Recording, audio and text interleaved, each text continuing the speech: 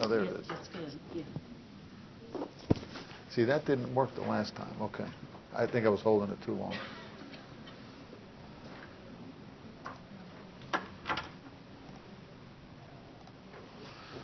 And we left off with this news clipping.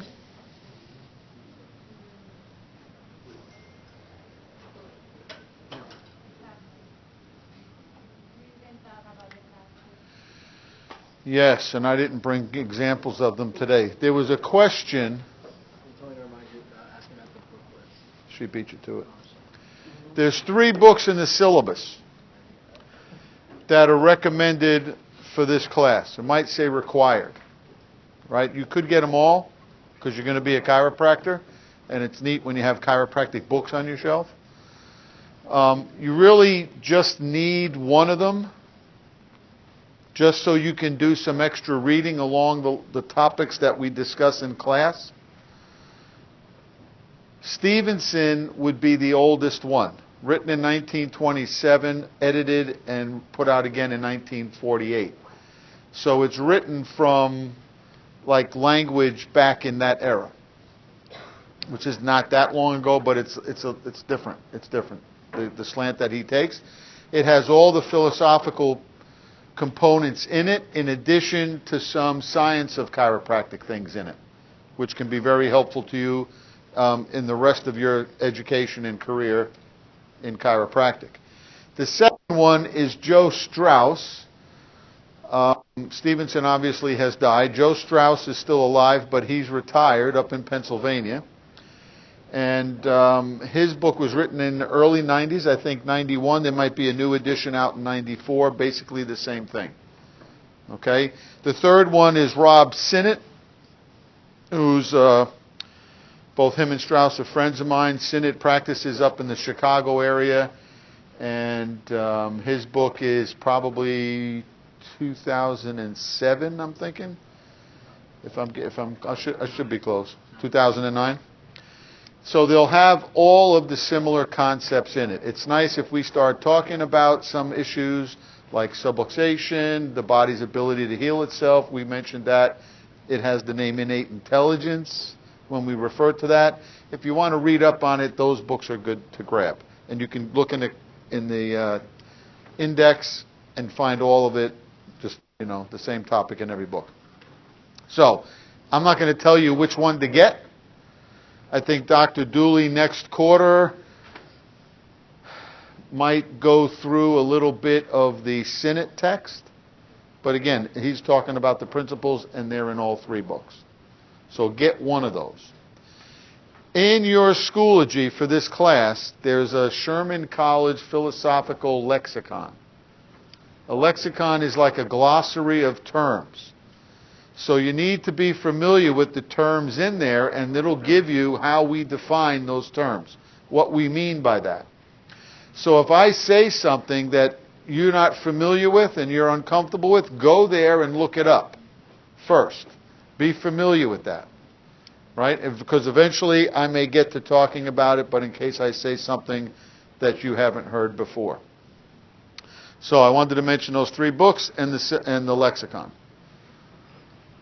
Right? You should look through that lexicon, and as we say something about one of those words, as we bring it up in class, check it off that we talked about it, and you'll see how we're pretty much going to cover most of those words between here and next quarter. So back to worldview. We said health was an important aspect of somebody's worldview, how you look at the world. So how do you be as healthy as you can? Right? Type better than I do. You need good information. That's what this class is about. We're going to give people information about what we think health is. And don't we start right away on a different wavelength than a lot of other people in healthcare? Because we started right off the bat saying we think in order to be healthy, you got to look at what causes health. And when there's a problem, you should look for the cause of it. Don't treat the effect of it, the problem. That's different. So that's part of a worldview. High quality care goes without saying. And affordable. Who gets to make chiropractic care affordable in your office?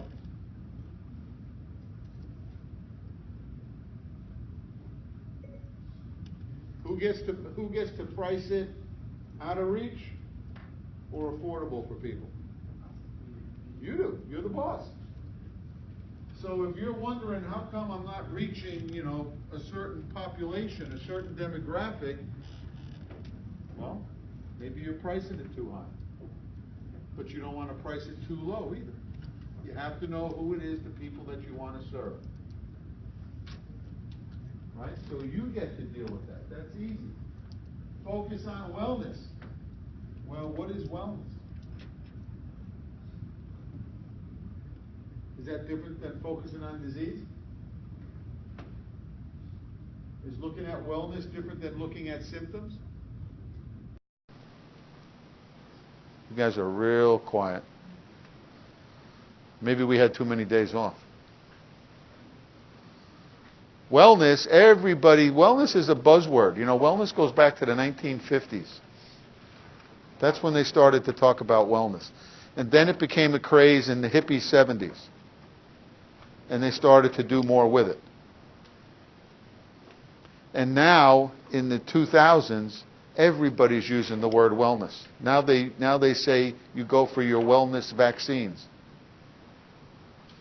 Now you take, your aspirin a day for wellness so you don't have heart disease.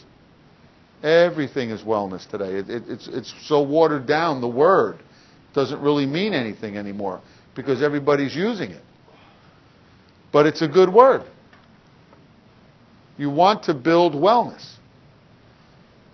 In the span of your life, if this was wellness and this was poor health, poor wellness, where would you want to be on that grid? You want to be as far over here as possible. Right? That's going to keep coming up again.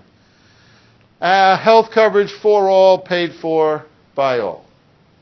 That's the economic end of healthcare. So health is many things. Could the United States be healthier if people had a healthier nervous system? If they didn't have tension in their spinal cord or the nerves that exit it, or there was no pressure on those nerve tissues, could people be healthier? Just common sense. What would you think? Yes. Right? Are your tomatoes in the garden doing better when they're getting water? Or when the sprinkler's on and you drive home and park on the hose? And there's no water coming out of the sprinkler. When do your tomatoes do better? When they're getting the water that they need. When do the lights do the best job for us in being able to see? When they're getting all the power that they can through the electrical system. So when is your spleen going to be the healthiest it could be?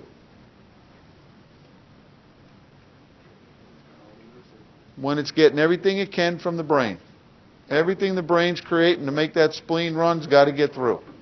That's when you'll be the healthiest. So that's kind of simple common sense that people could be healthier. And I put this here because you see we're ranked 79 out of 81 in 1981. And now we're middle of the road 35 to 37, depending on the issue. Could we be better than 35? Do you want your community to be better than 35?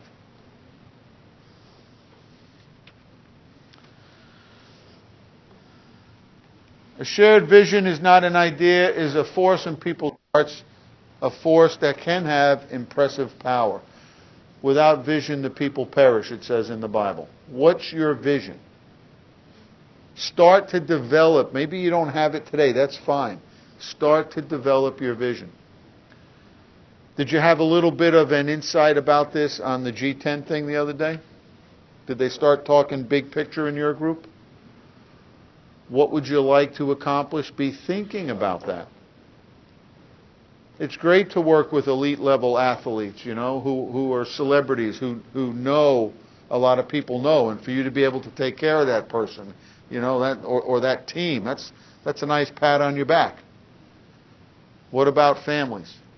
Just everyday families. Do you want to take care of them? White collar, blue collar, hard-working people, rich people. Know who it is you want to serve. Everybody needs your hands. They need your mind and your hands. So learn chiropractic. Set your vision, an overarching vision that guides actions for hundreds of years. You will someday be the owner of your business. You set the vision for your whole team. Right now, the leadership at Sherman College sets the vision for how they see chiropractic. And you're evaluating that. You're deciding, okay, is this something I want to be a part of? And then what segment of that do you take to create for yourself? So that's what we're challenging here, is your thinking process. Right? Topher already told you what a worldview was. That's it. You have that in your notes, right? Okay. So how do you see the world? Do you see an old man in that picture or a young?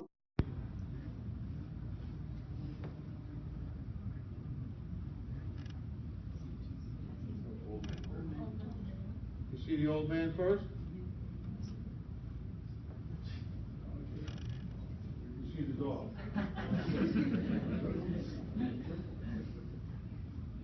Anybody see the lady? Where's the lady? Here's the ear. Here's the old man. See his bald head?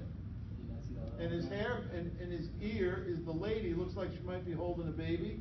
And here's her dress. There's another man. But here's an old guy in the nose and the eye. Looks like he's bent over. And his elbow is the nose. And here's his legs.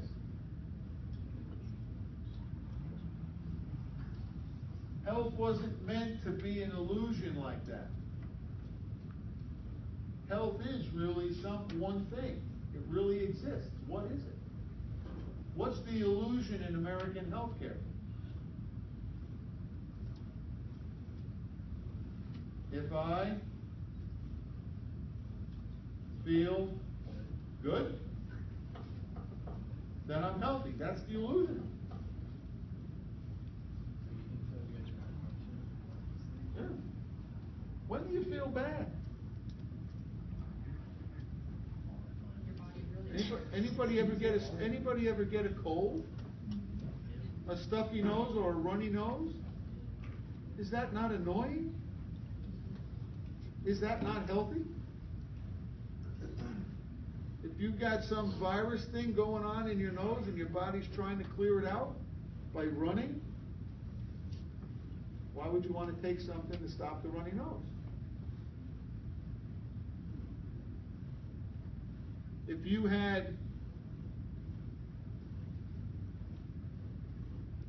germs on a needle that you were going to use to pop a blister, do you know if there's germs there? Can you look at it and see? No. Come on, you know that. What would you do to the needle? Sterilize it before puncturing, because you're smart. You don't want to stick germs in there. So how are you going to sterilize that needle? With a flame? Heat it up? Why? What's the idea? Heat kills bacteria. So what are you going to do with the little baby that has a fever? Why does the baby have a fever? No, don't stick it with the needle. Why does the baby have a fever? It's killing bacteria. It's killing virus. Is that not a smart body? But what does our culture say to do? Get rid of that fever. Get in the way of what the body naturally knows how to do. And will do automatically without you thinking about it. That's pretty sweet stuff.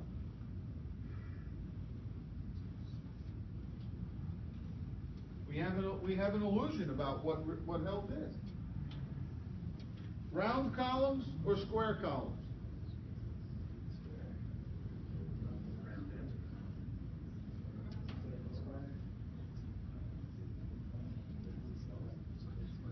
Right? Health is not an illusion. This one's different. It says to focus your eyes on the dot in the middle and move your head towards and away from the picture. What happens to these squares or circles? They change direction. That has nothing to do with my health illusion. I just think it's neat to see everybody going.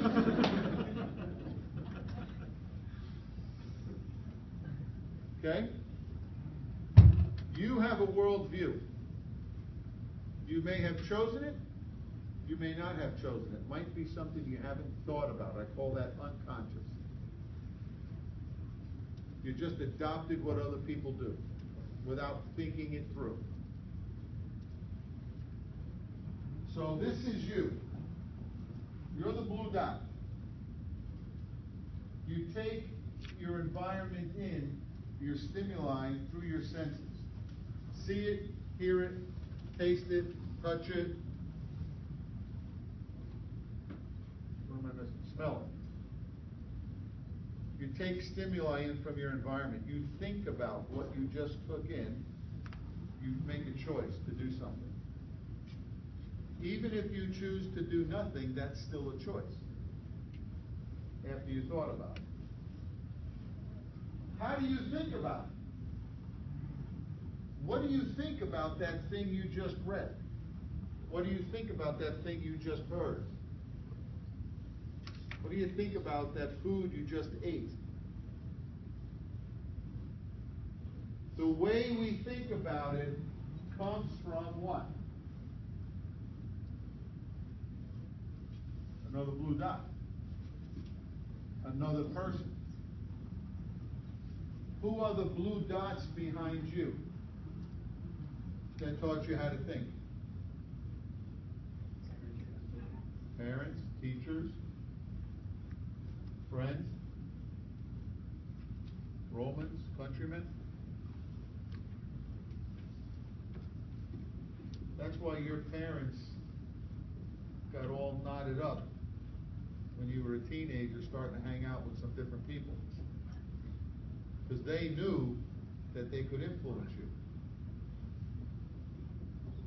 They were hoping that you would influence them.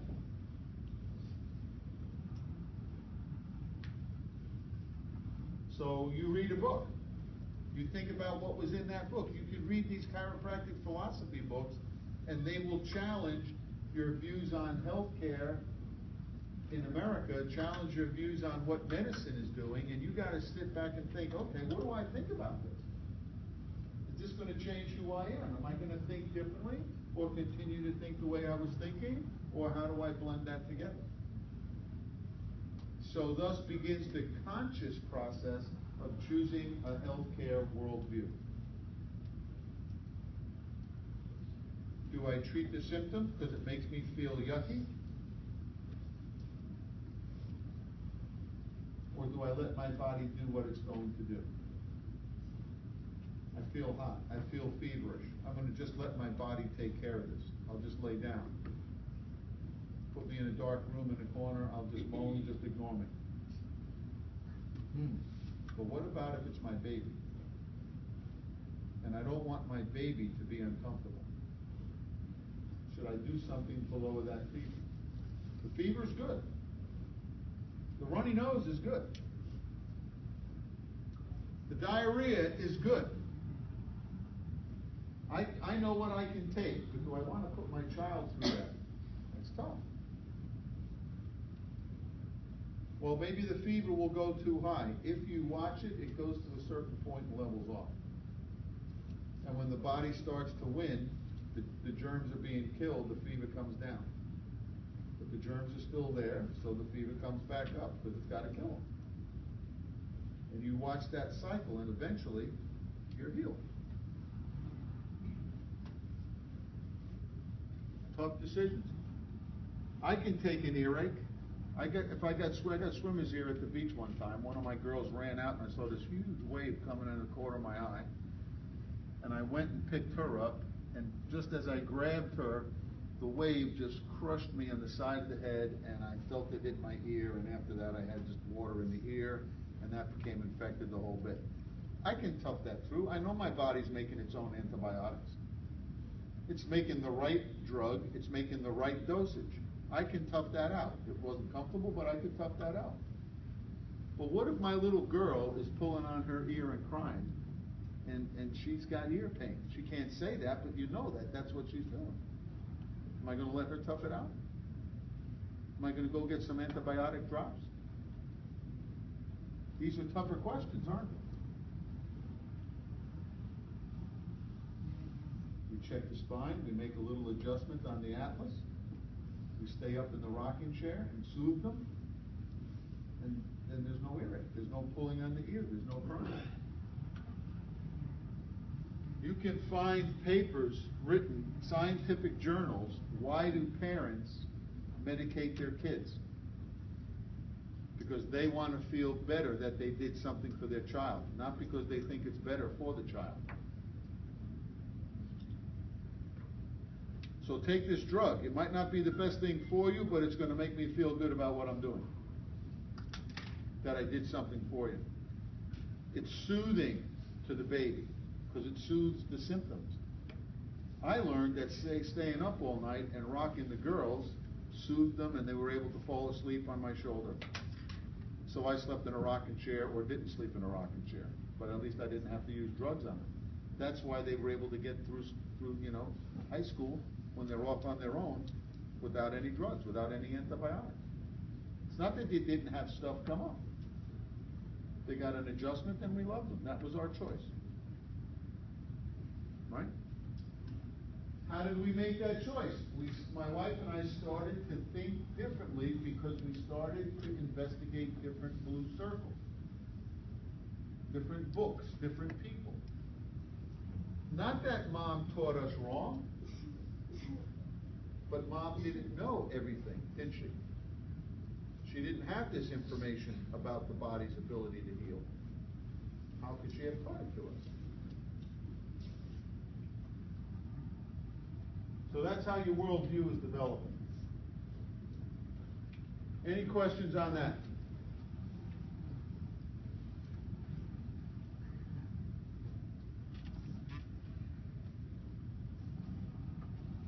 You guys got it down pat.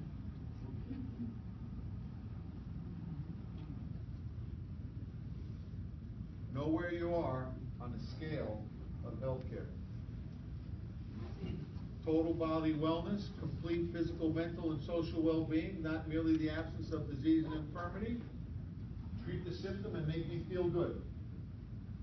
I don't need to know where you are. You need to know where you are, and you need to know where you want to go. How can you be the best chiropractor, other than giving a good adjustment? How can you be the best chiropractor when it comes to educating the people in your practice? Being sure what you believe. You got to own what you got to own it. Being sure of what you believe. Own it. If you think treating symptoms is the way to go, own it. If you think getting the body working properly so it can function better and deal with its own issues, own it. So that means you got to study, it means you got to think. How am I going to think about this? Maybe you've been taught some stuff that hasn't been entirely accurate. People think drugs heal them. That's not true, is it? We could take our favorite drug, pharmaceutical products, march around the corner to the cadaver lab, shove them down in the mouth of that cadaver. They're not coming back to life. We could adjust them and they're not coming back to life either, right? What's missing? Meat. Life is missing.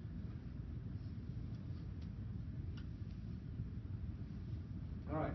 Moving on to proving that you're a philosopher. didn't know that, but today you'll find out whether or not you are. Your worldview, the beliefs you have about certain aspects of reality, is what determines your worldview. So let's see how philosophical you are. You have this list? Yes. Okay, you got to write some stuff in there.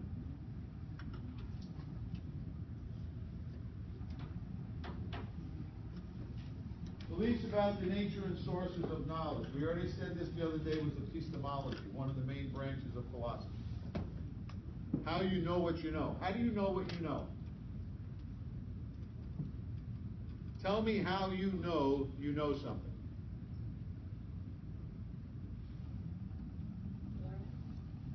How did you learn it? You saw it or you were told it. That's the key. You saw it. Experience? Okay, you experienced something, you saw it. If you saw it, then it's right.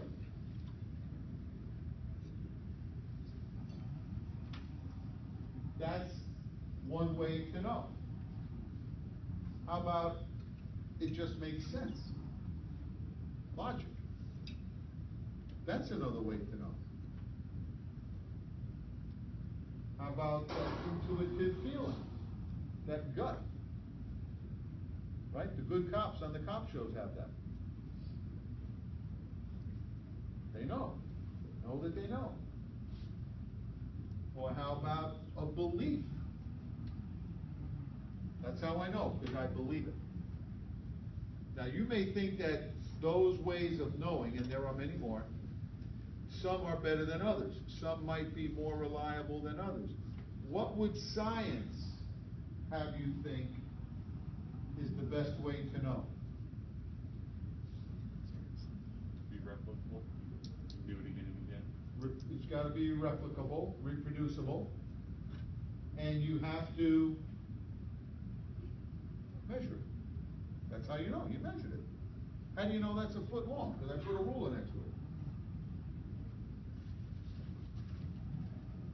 Right? What about a person's religious beliefs? It's not measurable. That's what you believe. That's another way to know. Some people go more towards science. Some people go more towards belief. Some people do both. Different ways to know, different epistemology. So if you're certain that you know something, then you're in the field of epistemology. The ultimate nature of reality.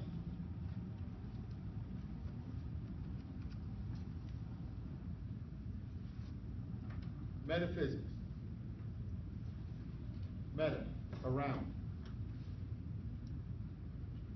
Around physics, around the physical world. The physical world is the stuff you can touch, the stuff you can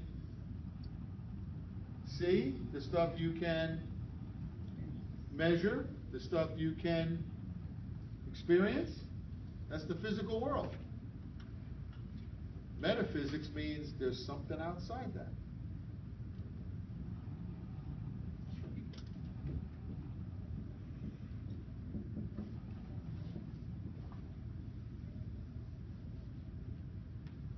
Look at this. Blue and green, but they're both green. Nobody tricked me.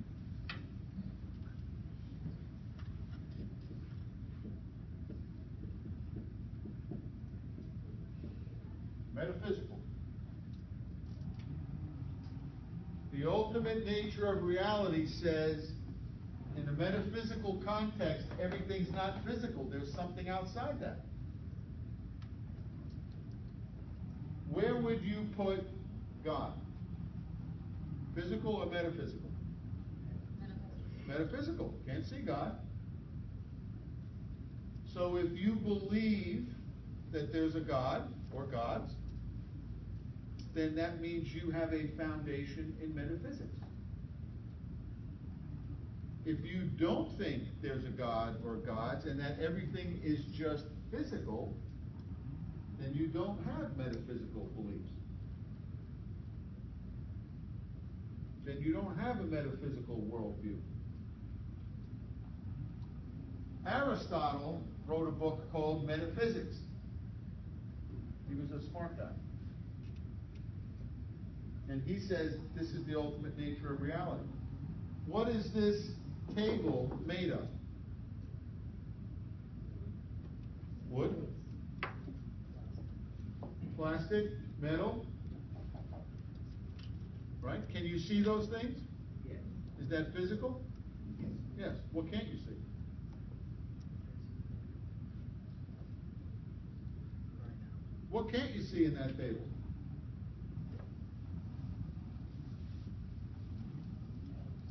Atoms. Science can tell us how to think about those atoms, but we can't see it. What's the atom made of? Neutrons, protons, electrons. Can't see them either. But we believe they're there. But we can't see them. So, is there something metaphysical about that table? Yeah. And that's long before Aristotle even knew if there was an atom existed. Or electrons, protons, and neutrons existed.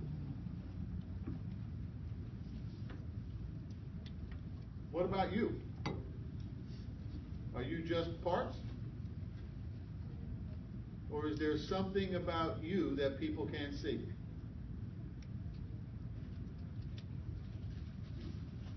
Where would you go with that? Yes or no?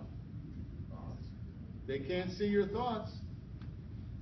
So what would that make you as a human being? Metaphysical. Can't see your memories.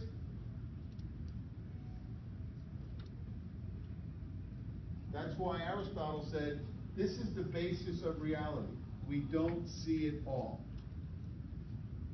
This is where chiropractic has its roots, in metaphysics. The chiropractic worldview is a metaphysical worldview. Because we think your healthy parts are needed for you to be healthy, but we think there's this unseen thing called innate intelligence that makes it all work. We can't see that, we can't touch it, we can't measure it, but we think it's there. And we'll talk about why we think it's there coming up in the next few days. That's why chiropractic has its basis in metaphysics. Because we know you have parts, but we think there's something else to you as well. Let's put it this way. For the most part, do you have the same parts as the cadaver? Right? Rest my case. But you're different than the cadaver, aren't you? Is chiropractic just about the spine? Cadaver has a spine. Is chiropractic just about the nerves coming out of the spine? The cadaver has nerves coming out of the spine. Cadaver has a brain. It's not just about the parts. There's something else going on inside here that chiropractors think healthcare forgot. And we want to make that a big part of healthcare again. This innate striving to keep us healthy and alive, how do we tap into that? How do we help that come out better? Notice we didn't say how do we make it better, how do we help it come out better? Because it's already there.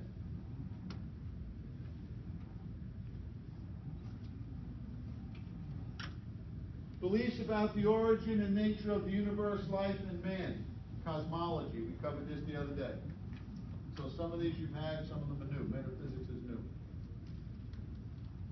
The origin of the universe, cosmology. What are two different views here? How did the universe get started? Big Bang. Big Bang, meaning science, accidental. What's another view? God created it. Two different worldviews in cosmology. You probably have one. Which one do you have? I don't need to know. You need to know. Why do you have it? Did you think about it? What was the blue dot behind you that told you about it? What did the blue dots behind you tell you about metaphysics? They probably didn't use that word.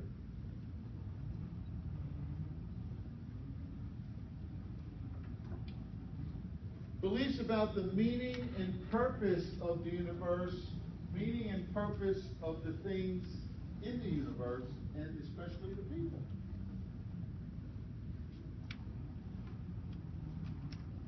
For instance, the moon. We would say maybe the moon isn't alive, but does the moon have purpose?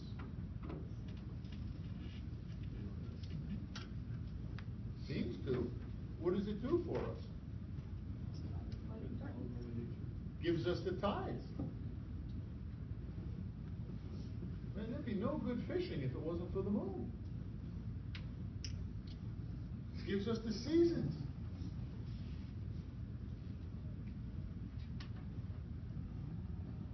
Is there purpose for animals? Is there purpose for human beings?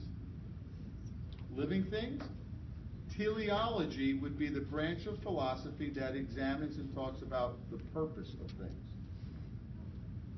The purpose of things. Maybe during your G10 the other day, you heard somebody talking about, why are you doing this? Why are you living your life? Right? When you find out what your why is, you've essentially uncovered your purpose. Or chosen your purpose. That's pretty big stuff. My purpose here is make a lot of money, go on vacation, pay my bills, die. That could be a purpose. You probably know people who do that, or look like they're doing that.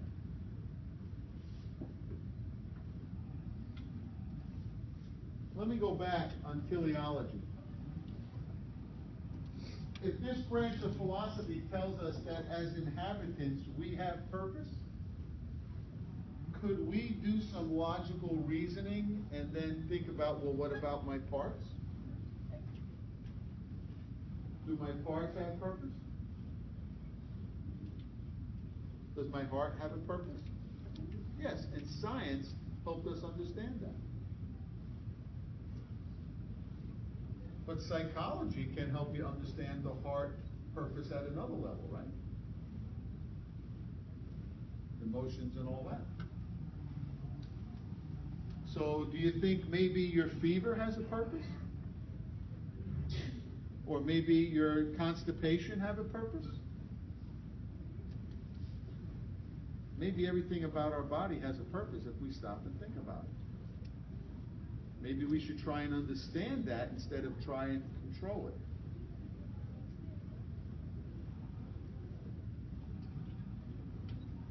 Theology. Studying the nature or your beliefs about the nature and existence of God or gods. Theology. A branch of philosophy. Beliefs about the nature and purpose of a man in general and yourself in particular, your anthropology. Anthropologists go dig up old cultures and they learn about what those cultures were about by the things that they dig up and find. Right? They're discovering what the purpose of man was in that community, in that era.